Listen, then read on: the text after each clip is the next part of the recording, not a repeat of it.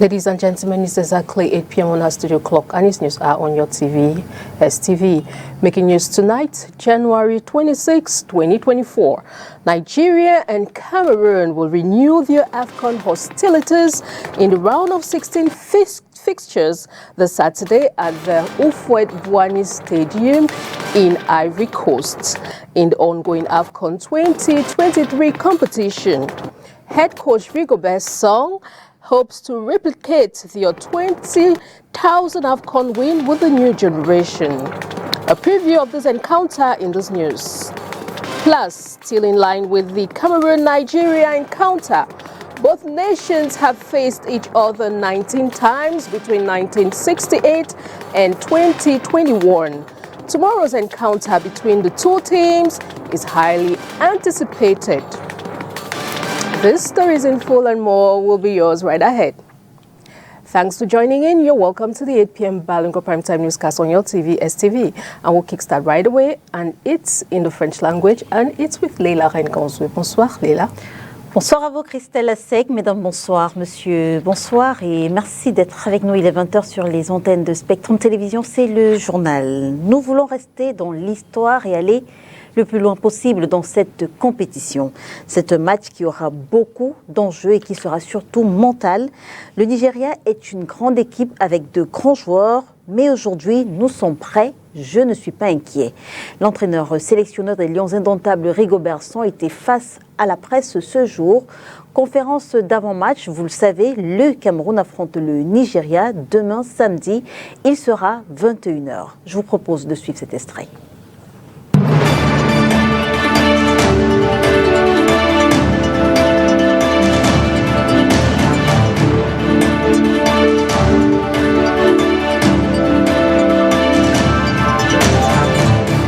Nous voulons rester dans l'histoire. L'histoire du football camerounais a sa particularité. Donc, je pense qu'en gros, nous sommes là pour une compétition pour aller le plus loin possible.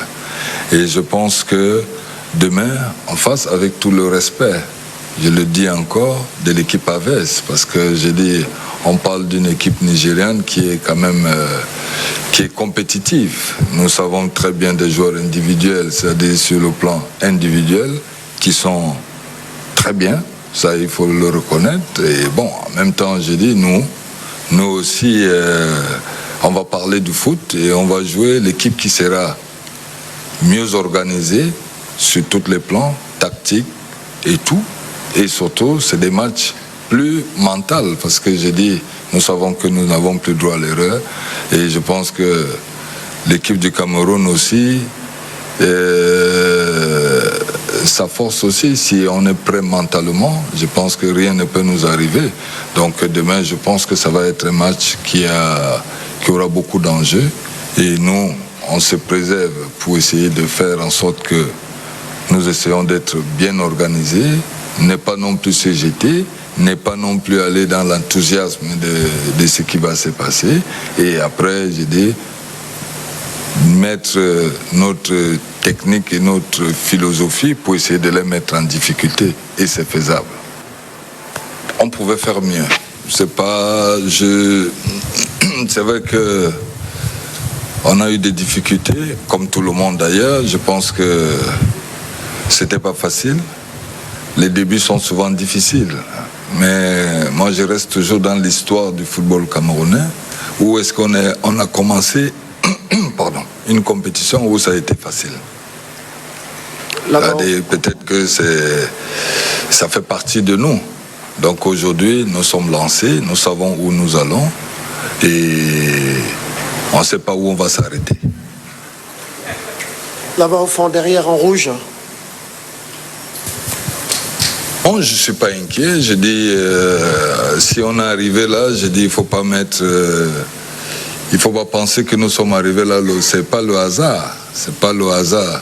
Chacun de l'équipe a ses forces et a ses faiblesses. Je pense que ce même Nigeria a perdu lors du premier match. Et après, j'ai dit, ils se sont remis. On respecte, avec beaucoup de respect pour cette équipe. Je pense que ce qui m'intéresse, moi, On atteint un niveau où, je dis, c'est vrai que quand on veut voir le football, on le voit avec beaucoup de manières. Mais la finalité, c'est quoi? C'est le résultat. Si tu joues bien et tu perds, ben, tu as perdu 3 points. Ce qui ne veut pas dire qu'il faut jouer mal pour gagner. Mais après, j'ai dit, vaut mieux le résultat et ça permet en sorte qu'on s'améliore. Donc, moi, je pense qu'aujourd'hui, nous sommes en train de progresser.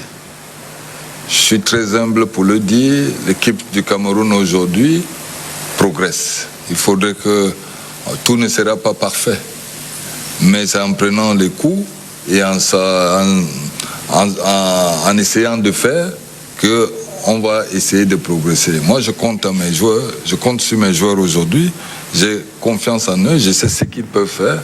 Et demain, vous verrez si on ne va pas bien s'exprimer ou bien jouer.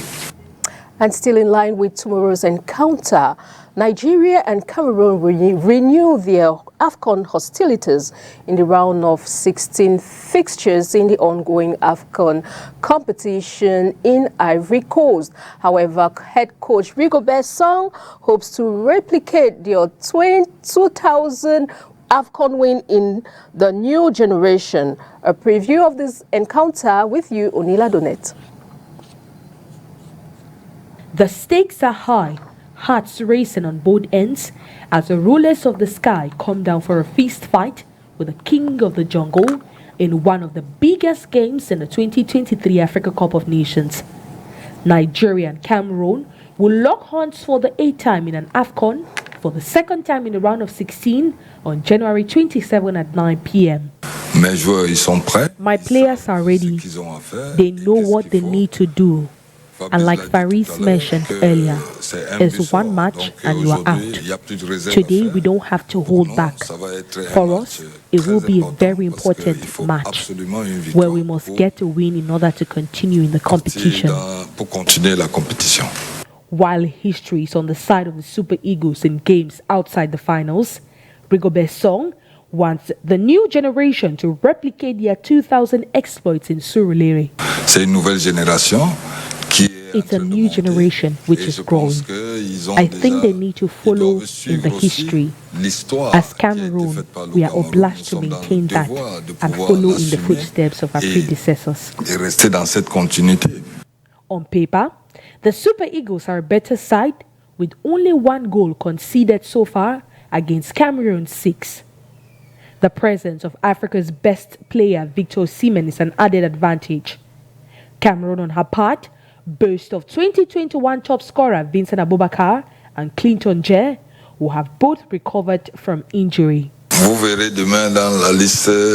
see the available players tomorrow on the bench list. If you have information that they have trained, then they did. And tomorrow, they will be on the list. Getting the 3 points on Saturday is essential. Regardless, what's important tomorrow is for us to get the 3 points. No matter how we go about it, it will be a difficult game, but we will fight in order to continue the competition.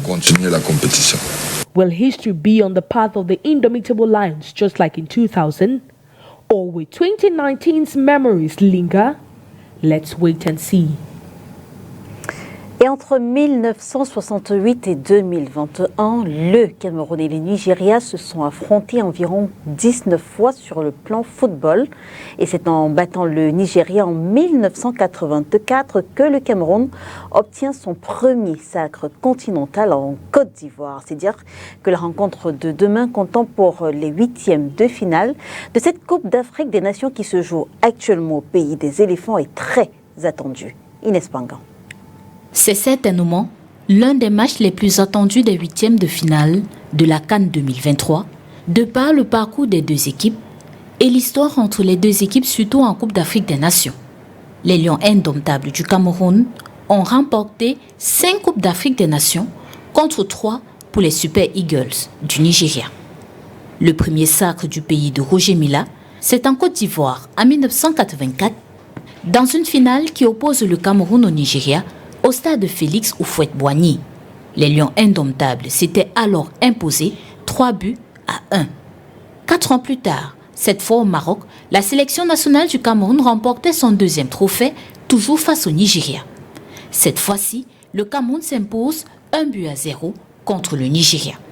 Un exploit réédité en 2000 au Nigeria, la bande à Rigobertson avait battu au tir au but 4-3 le Nigeria pour s'adjuger un troisième sacre continental.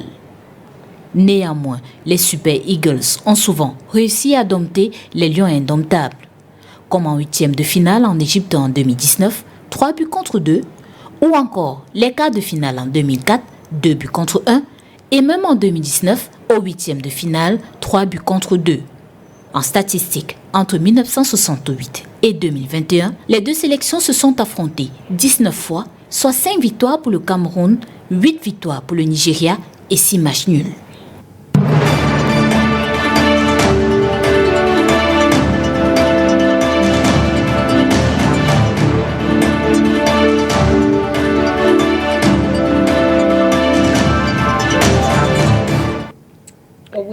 From our special page dedicated to the AFCON, we now take you over to the southwest region of Cameroon, where Viang Mekala has officially taken command as the senior divisional officer for FACO division in the southwest region of Cameroon. Catherine Cornet recounts the episodes of his commissioning into office by the governor of the southwest region of Cameroon. Population of FACO division. An implementation of the decree that has just been read to you. This is your new senior divisional officer. Senior divisional officer Viang Mekala. Take command. Viang Mekala is the new senior divisional officer for FACO division following the presidential decree signed on January 18, 2024.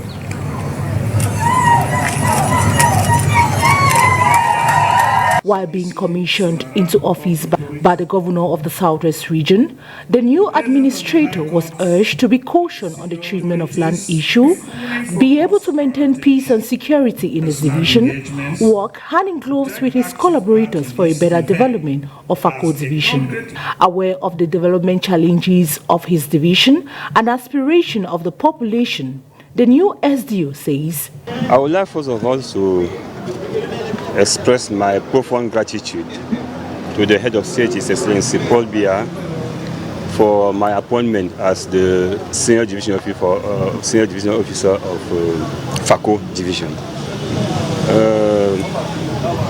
I'm very conscious of the level of responsibility and challenges that are waiting me here at the helm of this important division, a very important division and very particular one, especially in the domain of the maintaining and preservation of peace and order.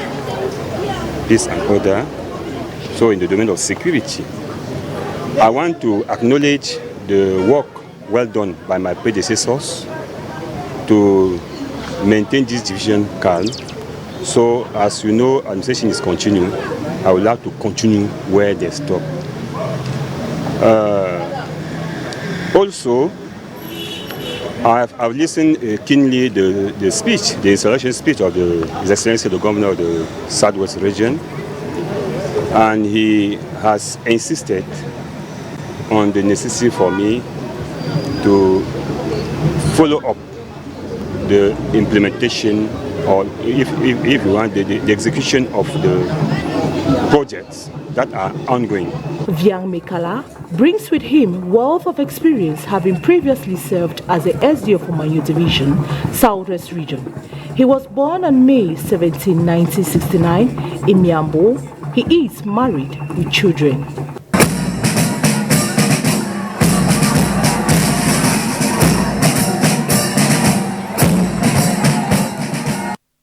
Southwest region of Cameroon, we come back to Douala, economic capital, where the city mayor, Roger Mbassandine, has visited some work sites with his team to evaluate and take stock of the ongoing work that has been carried out so far.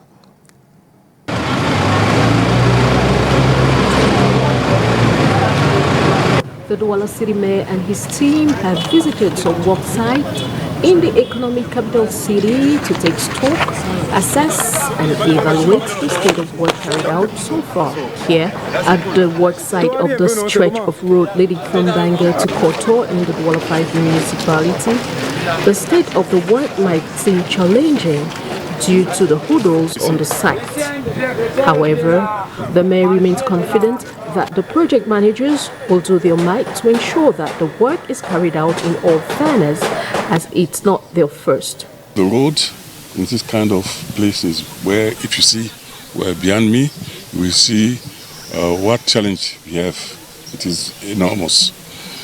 But we are confident that the company that we have chosen will be able to do that, because it is not the first time that this company is working on this kind of project.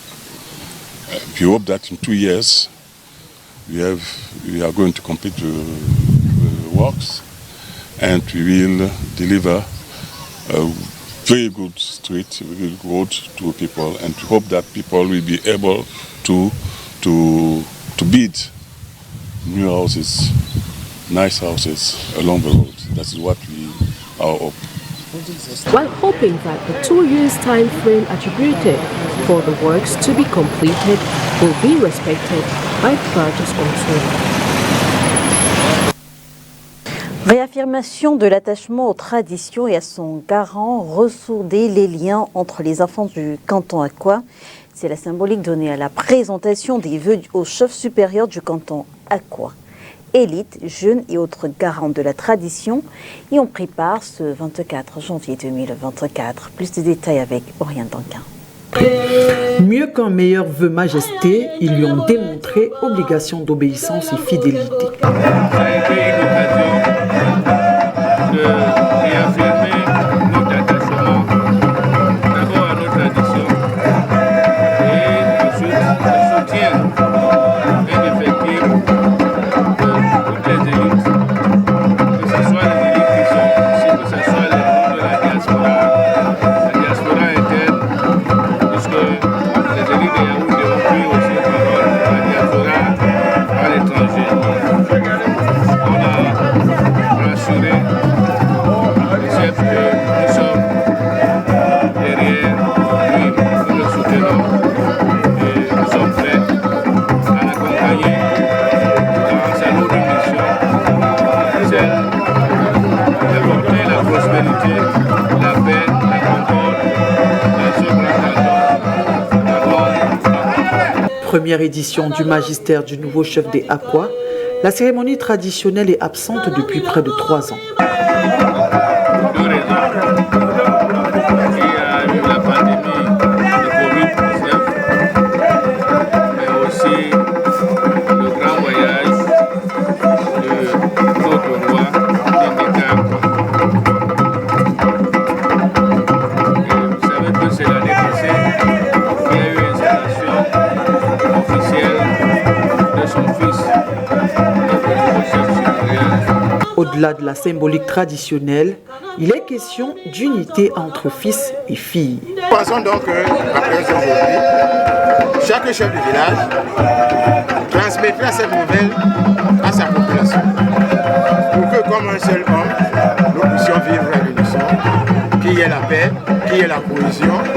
Et surtout, vous avez vu, tous les démembrements du canton, que ce soit le Caïman, que ce soit les associations, donc tout à quoi était réuni ici aujourd'hui. Il y a eu des promesses, mais nous voulions seulement que nous ne pouvons pas réussir si les courdées ne sont pas fraîches, ne sont pas solides. Voilà pourquoi nous avons des capitans, nous avons des tambourins pour annoncer et dire aux ancêtres que nous sommes là et qu'ils nous soutiennent et pour que vivent le monde.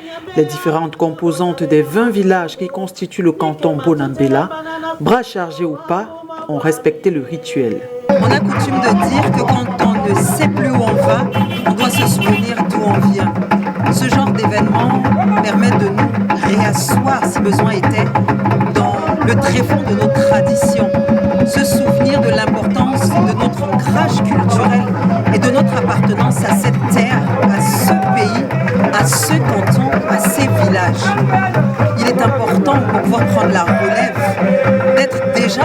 passé et au présent, de tirer des anciens la substance et la quintessence de ce qu'est l'histoire de notre peuple pour pouvoir demain prendre le relais et continuer à redorer le blason et tenir vibrant les flammes de notre canton.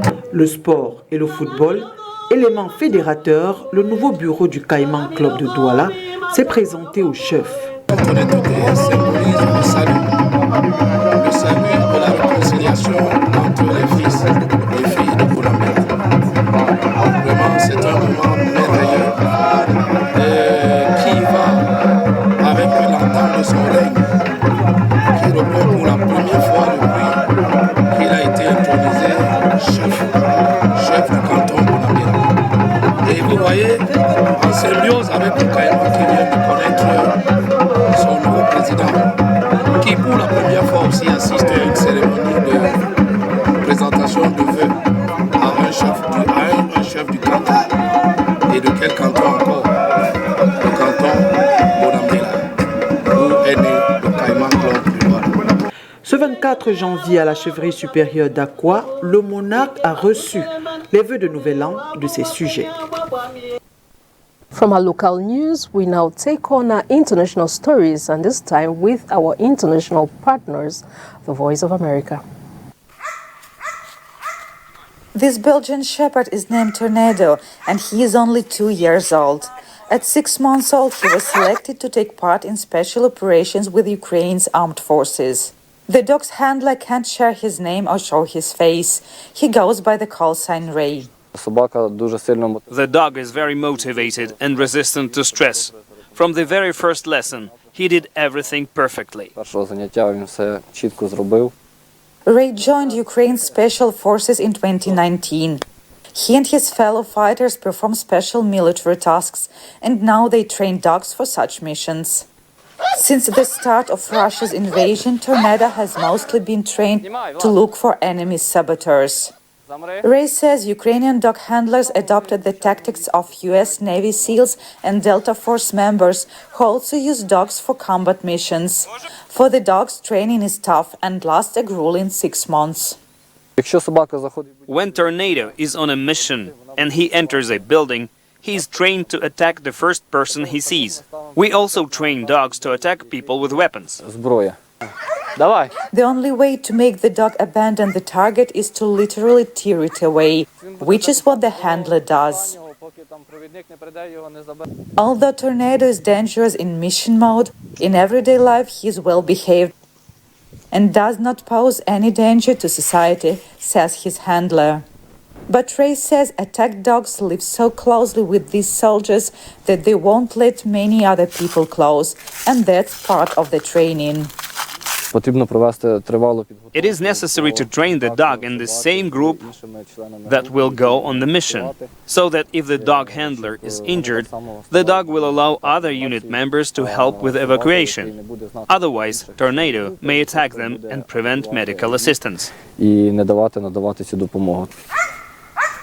Tornado has not yet participated in combat missions, but in October the dog received an award for excellent work in smoky conditions and being surrounded by explosives under the command of Ukraine's armed forces. Anna Kostychenko for VOA News, Zhytomyr region, Ukraine.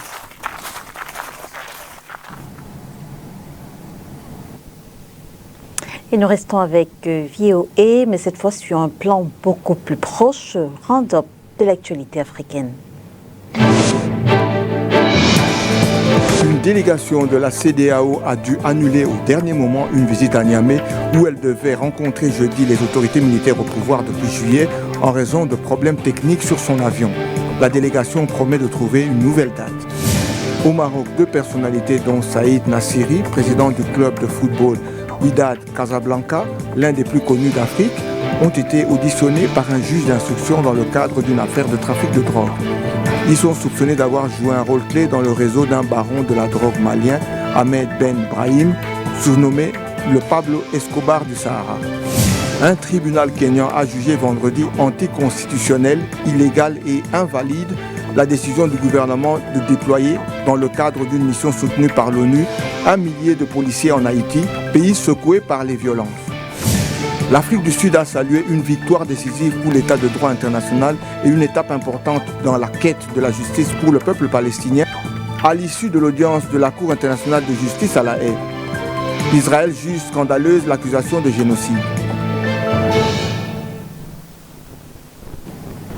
Rideau sur le 20h, mesdames et messieurs, merci de nous avoir suivis. On se retrouve dès demain 20h sur les antennes de Spectrum Télévision, si, bien sûr, Dieu le veut. Bonsoir. Bonsoir à vous. Christelle Astek. Good night, Leila. Good night, televiewers. Thanks for watching. See you tomorrow, God willing. Bye-bye.